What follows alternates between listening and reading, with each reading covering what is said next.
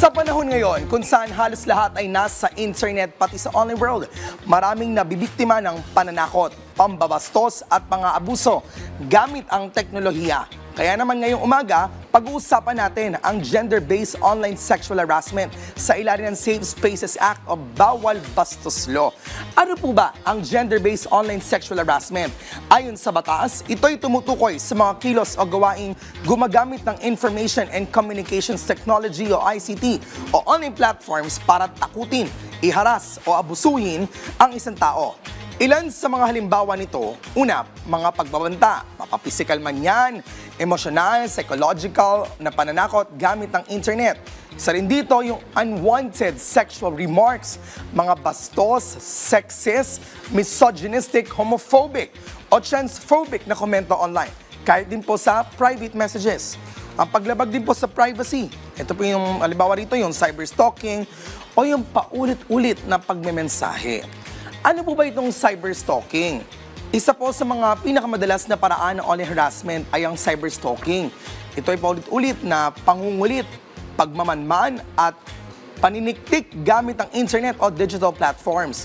Tandaan po natin, ang simpleng pagtingin sa isang public profile ay hindi agad stalking pero kapag ito ay naging paulit-ulit at may intensyong takutin o saktan ng isang tao, ito ay maaaring maging kaso ng cyberstalking.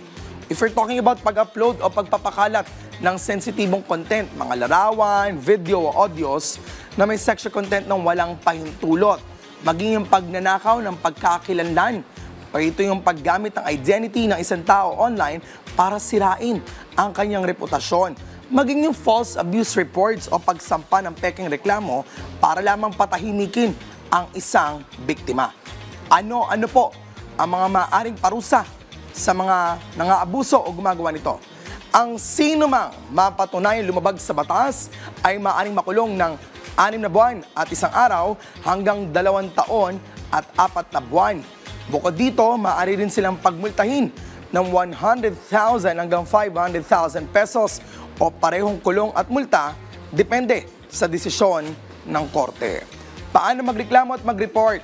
Kung ikaw po o ang iyong kakilala ay biktima ng gender-based online sexual harassment, maaaring magsampa ng reklamo sa NBI Cybercrime Division, sa PNP Anti-Cybercrime Group, Cybercrime Office ng Department of Justice o DOJ.